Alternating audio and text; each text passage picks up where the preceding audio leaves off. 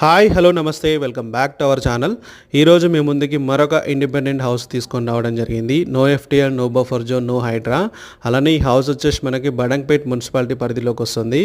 నాదర్గుల్లో వస్తుంది అనమాట ఈ హౌజు. ఈ హౌజు మనకి 167 square yards east facing independent house ఇది.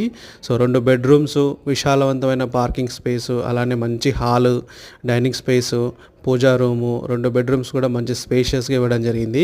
సో 167 స్క్వేర్ యార్డ్స్ మనకు 30x50 డైమెన్షన్స్లో వస్తుంది. మంచి సెట్ బ్యాక్స్ వదిలిపెట్టి చాలా బాగా కట్టారు. మంచి కన్స్ట్రక్షన్ క్వాలిటీ.